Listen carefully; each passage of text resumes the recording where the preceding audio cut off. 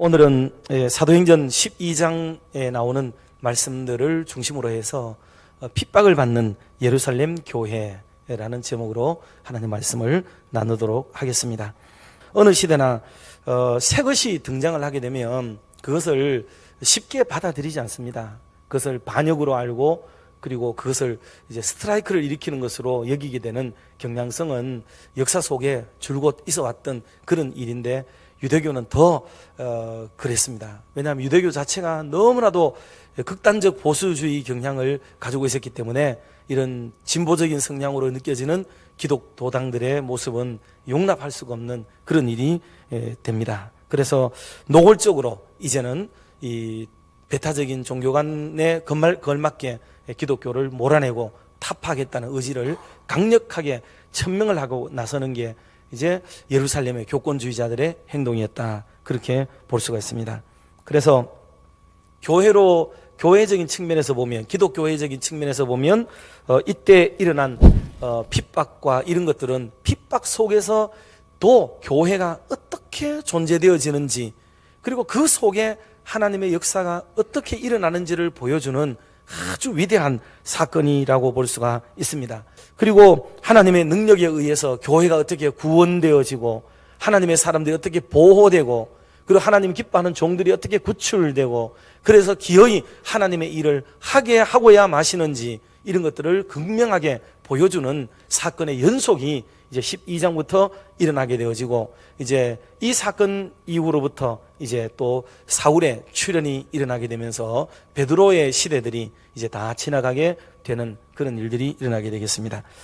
먼저 오늘 이 장면 속에는 한 6가지 정도로 이 헤롯 아그리파 1세를 중심으로 한 여러 일들이 일어나고 있는데, 첫째는 기독교회에 대한 노골적인 박해, 그리고 그와 상대적으로 박해가 심해질수록 교회는 주저앉아 버리거나 무릎을 꿇는다는 이야기로 끝나는 게 아니고, 교회는 그렇게 짓이김을 받게 될 때에 교회가 할 수 있는 일 한 가지가 있다 보여주는 것이, 그게 바로 교회의 기도운동이 일어나기 시작을 했습니다.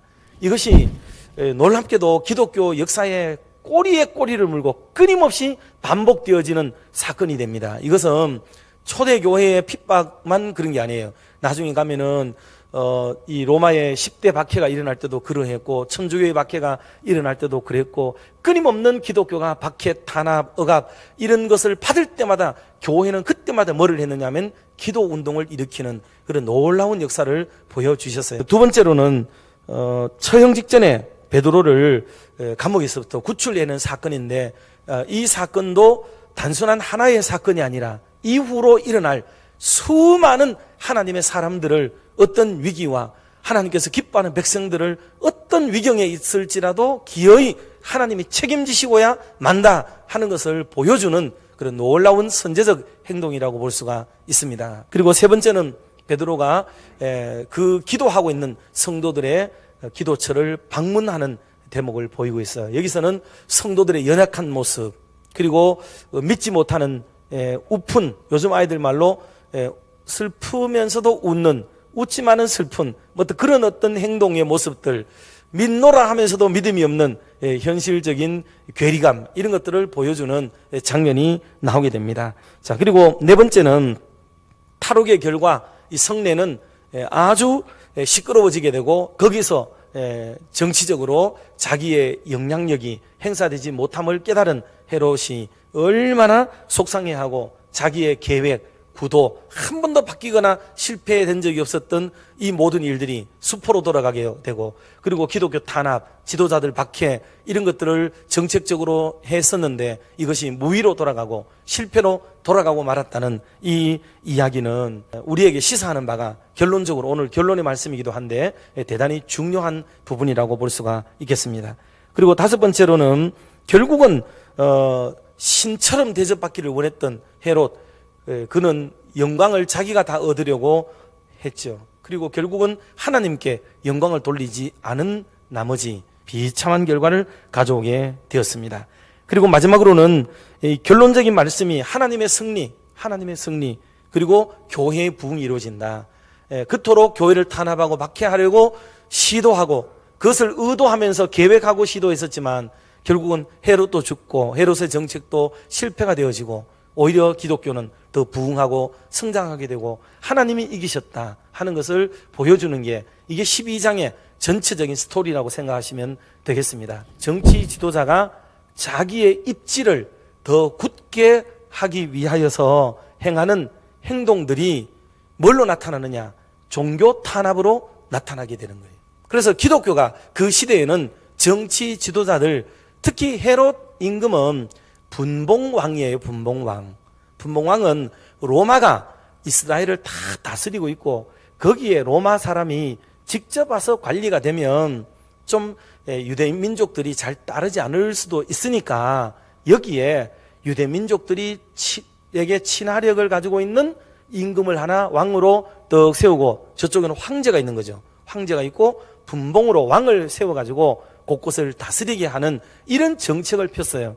그래서 이 유대인들과 로마와의 커넥션을 굉장히 도모하려고 하는 이런 의도를 가지고 있었다 그 말이에요. 이런 정치적인 배경이 왜 중요하냐면 이가 행하려고 하는 기독교 탄압이라는 게 어디서 비롯되는가를 알아야 되는 거죠.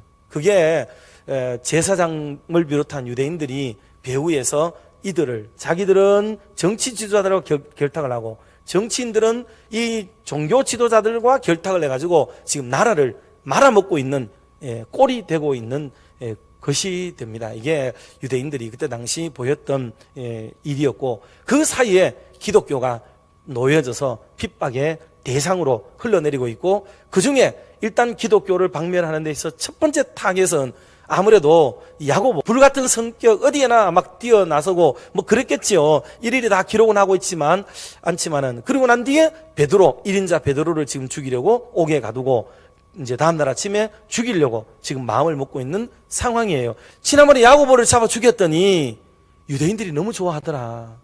그러니 분봉왕 마음속에는 이번에는 1인자 베드로를 없애야 되겠다. 그러면 더 내가 칭찬을 받고 백성들에게 리더십을 인정받게 되겠다 하는 이런 생각을 가지게 되고 오늘날 시대도 마찬가지입니다. 기독교회가 마치 대한민국에 악의 축이 되어진 듯하게 이야기를 하고 있는 세력들이 있습니다. 그리고 그것이 정말 그러한지에 대한 평가, 또 내용 분석, 그리고 그들이 가지고 있는 마인드, 방향성 이런 걸 전혀 고려하지 않고 또 지난날 기독교가 한국 앞에 대한민국이라는 역사 앞에 행해왔던 수많은 검증되어진 국익을 위해서 유익하게 행보했던 수많은 것들을 고려하지 않은 채 오직 지금에 일어나는 혹은 그것이 의도되었든지 그렇지 않든지 간에 그것을 가지고 기독교를 박멸의 대상으로 삼고 있다면 이거는 헤롯 대왕의 정치적인 모습과 너무나도 흡사하다. 그래서 교회는 어려움이 있으면은 교회는 기도하게 되고 그때 영성이 발휘되고 영적인 에너지가 소성하게 되어지고 그때 하나님을 신뢰하는 믿음이 생겨나고 주님의 역사가 일어나게 되는 것입니다. 사는 성도 여러분, 사람이 하나님을 대적하면 안 됩니다. 하나님 앞에 고개를 함부로 들어서는 안 되는 거예요. 우리는 늘 겸손하게 하나님이 하시는 일, 사도행전의 주된 주인공은 성령입니다. 성령. 주격은 성령이에요. 성령이 하라는 대로 하면은 그러면 순종하면 된다라는 것을 보여준 게 본문에도 아까 나왔습니다만은요. 베드로가 그대로 하니 그랬습니다. 베드로는 그대로 했습니다. 그럴 때 놀라운 역사가 일어나게 됐던 것처럼 오늘 이후로 저와 여러분이 복음 앞에, 말씀 앞에, 성령 앞에 늘 순종하며 믿음의 삶을 복음을 위해 살아가는 저와 여러분의 남은 생애가 되기를 주님의 이름으로 축원합니다.